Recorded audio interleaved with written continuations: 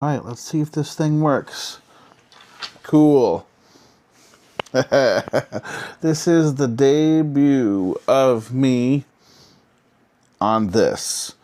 And this is my new DJI Osmo Pocket 3.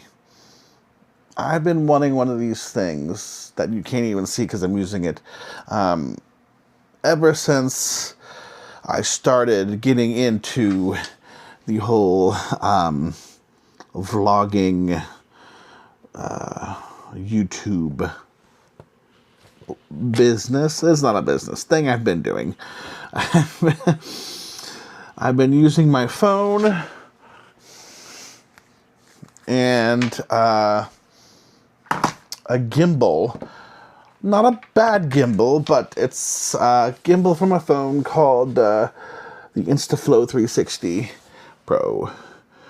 And they've since come out with the second one that I don't have, but I could never really afford this thing because it's so bloody expensive, and I just, for whatever reason, found out that it was 35% off what the normal price is on Amazon. And I'm like, holy guacamole, I need to get this thing. I don't know if I like the angle though. Like, see if I can push this up. See, I like that better. I don't know. Maybe it's just because I'm biased. Maybe it's just because I'm fat. Oh, I need to quit being self-deprecating. Go back up. There we go. Anyway, I don't want to talk about exact numbers because I don't think that's really fruitful or necessary, especially since I don't have the money anyway. But that's a whole nother subject matter. But I'm very pleased because I also have the DJI Mic Mini here. Woo! Which I have right here now. And this thing was on such a good sale that it came with the upgraded DJI Mic 2, which I got with it. I'm not using it right now because it's shipping separate, but I digress.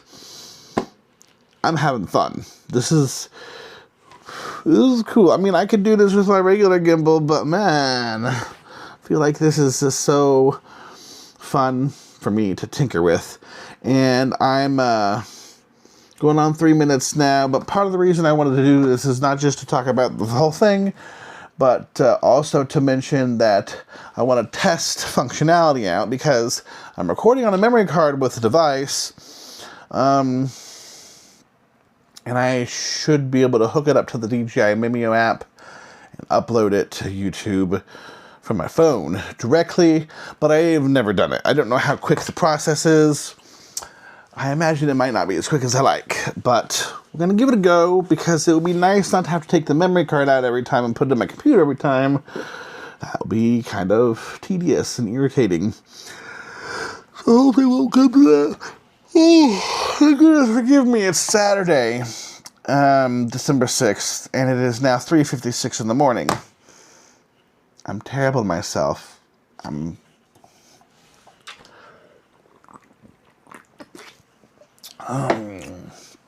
drinking caffeine. I wonder. I've been having issues getting myself to go to bed at a good time, as evidenced by this right here. And it's causing issues with me just getting to work at a succinct routine time. And there's a number of things. And so I think it's really important that I start changing my life a bit. If you are a Christian and you don't mind the request, please pray. One of my biggest issues is that I'm not one for very much self-discipline. No, don't get me wrong, I know how to do it, but only the things I want to do, not the things I necessarily have to do. And that doesn't pay the bills all the time. if even most of the time. So please just I'm praying. If you'd pray with me, that'd be great. But I have a few ideas. One of them is that I need to stop drinking the caffeine after 7 or 8 in the evening. 7 would probably be better. On the weekdays, I ration a reason that I could slip off on the weekends, but I'm not so sure. Excuse me about that anymore. I'm not sure. And it's probably just easier to stick consistent whole the way around, but I'm having a hard time thinking about the idea of giving up caffeine, pop, even for just a few hours every night before I go to bed. Even if it's so I can do better in life. But anyway, that's one thing. I just got a slew of things here. So, DJI Osmo Pocket 3, being up late and being reasonably unhealthy because of my lack of sleep and prayer for that. 2, 3, I just got done watching a TV series on Netflix called This Is Gonna Hurt. And, man, it was hard, but I don't know, like there's something about television and movies when it's hard and difficult, like Dead Poets Society hard, or Good Will Hunting hard, or when it's like A Monster Calls hard, or there any number of Ordinary People hard. It'd be nice. Any number of hard movies and TV shows that people would not normally want to watch because of their difficulties. Something about these kind of movies and shows I like. They're okay with me. I may have to watch them in a few sittings, sure, but they're okay generally. And the reason I know I like them is because they are hard. And I get to experience emotional tumult and pain through them. But here's the thing.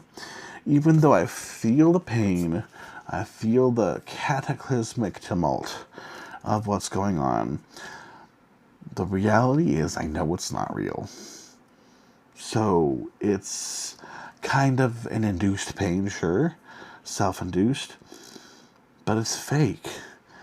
And something about the reality of what that means indicates to me that I can handle the pain. I can move through it. And I can make it to the other side. And I can be okay.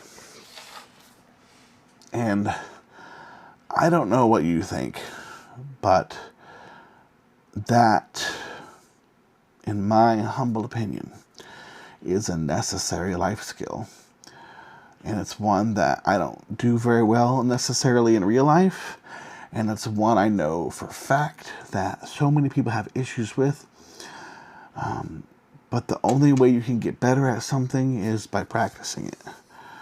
And even though it's a lie to go through these things, these shows like this, the feeling is real still. It's just based on false context. And I need to be able to handle my emotions. And I think it's good practice. Because no matter what, whether it's real or not, the pain that I go through in life can only be surpassed. And it can only be taken for what it is if I let it be and I walk through.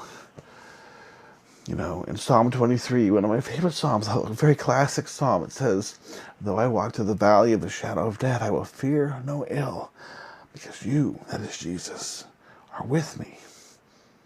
You are with me. Thy shield, you are my shield, and thy staff and thy rod, they comfort me still. You know? And so, it's not that Jesus is going to take away the shadow in the valley. It's not that Jesus is going to take away the death. We're going to experience that pain. I'm sorry, there's eyes. It's not that we're going to not experience pain because Jesus is so good. But we get to choose what happens and how we, in a sense, process that pain. So many people go through pain. It's a universal thing, all of humanity. And yet so many people go through it and they just get stuck there thinking, oh, I don't deserve this, or, oh, my life is terrible, I can't get out of this, or there's something that goes through their mind that they take the pain and they internalize it, and it becomes either a victim kind of mentality or like a prideful, egotistical mentality. Like, you can't possibly, like, I'd do that. Like, I'd say my pain is so great, even Jesus can't rise above it. I say my sin is so great, he can't outgrace it. These are lies, of course. But the thing is, we get to choose. Like, oh, hang on just a second here. Oh, it's nice to have one of these laying around. Probably dust it off. It says in Hebrews, oh, here we go. In Hebrews, I think it's Hebrews 12. Not Revelation. Yeah. I'm going to find it here and I'm going to read it verbatim because it's important. Okay, I'm just going to start reading here and I'll get to the point. This is Hebrews 12, starting at verse 4. In your struggle against sin, you have not yet resisted to the point of shedding your blood. And you have completely forgotten, have you completely forgotten this word of encouragement that addresses you as a father addresses his son? It says, my son, do not make light of the Lord's discipline. Do not lose heart when he rebukes you, because the Lord disciplines the one he loves, and he chastens everyone he accepts as his son. Right here. Verse 7. Endure hardship as discipline. God is treating you as children, for what children are not disciplined by their father? If you are not disciplined, and everyone undergoes discipline, then you are not legitimate, not true sons and daughters at all. Moreover, we have all had human fathers who disciplined us, and we respected them for it. How much more, then, I added that word, then, should we submit to the Father of spirits and live? They, that is our earthly fathers, disciplined us for a little while as they thought best. But God disciplines us for our good, in order that we may share in his holiness. And this is the other, take verse 11. No discipline seems pleasant at the time, but painful. Later on, this is the thing I'm trying to get at here. Later on, however, it produces a harvest of righteousness and peace. And this is the clincher, the clincher, like the pain that we endure as discipline. It produces a harvest of righteousness and peace only for those who are trained by it. And I may be subject to argumentation because it literally says, in my NIV translation here, it literally says, no discipline seems pleasant at the time but painful. Later on, however, it produces a harvest of righteousness and peace for those who have been trained by it. In the last verse of this section, therefore strengthen your feeble arms and weak knees. Make level paths for your feet, so that the lame may not be disabled, but rather healed. I didn't think I was going to want a scripture thing like this, but this is what I'm trying to say. I'm talking about pain that I kind of pseudo-experienced through hard movies, and pain in real life that we all want to avoid. And the thing is, some people choose to avoid the pain. They choose to do whatever it is they want to do, whatever it is they have to do, however they can manage to get away from it, and they do that. But then there are those of us who have another choice that we make. And people like me want to be about that choice. The choice to let what is painful happen. The choice to understand that the pain is here. To look at it. To let it have its thudding place in our heart. And its hardness and pressure in our mind. And we choose to let it be. I saw kind of a Chinese proverbial thing earlier today. It said, the muddiest of waters always becomes clear, if only if you let it settle, if you leave it alone. They all become clear waters, muddy water. If you just leave it alone, the mud will settle. It will go down to the bottom. But it gets muddy first. You see the mud, you let it be. It takes time. Those sediments all going back and forth, falling down, slow but sure. So, I believe that God is good, and I have seen and known His goodness. I don't believe that pain exists because He's good, but I do believe that I get to choose how I respond to it, and I choose to let myself I choose to let myself be trained by it, so that I may have a harvest of righteousness and peace in myself, in my heart. And I pray that for you too, because what's a life lived running from all that is to get what we never are promised? You know? Well, I shouldn't say that. Let me say it another way here. There's this quote. I think if I remember it correctly, it goes like this. He is no fool to give up what he cannot really hold on to, really possess, to gain what he could never keep. Something like that. I always get that quote confused. But the idea is, like, there's something so much more going on here in the world. And it's worth fighting for. That was the third thing. All that. And then I guess the fourth thing is just to say, now that I've gone on 17 minutes and 53 seconds, I hope to be using this device more. And guys, my shorts get a lot more attention because that's just how people seem to be programmed these days, to be able to focus on short things. So if you're watching, you're getting through, kudos, power to you. Please drop a like, hit a sub, contact me, get a hold of me, leave a message. I don't know. I'm not opposed to communication. I call this channel You Know I Am with Doug because I want to be engaging and I want to be engaged. So please feel free.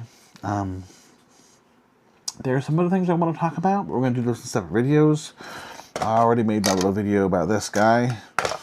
And I do want to talk about watercolors just generally and how that art is becoming of so much interest to me. But that is also another video. So yeah, thanks guys. Talk to you later. Bye.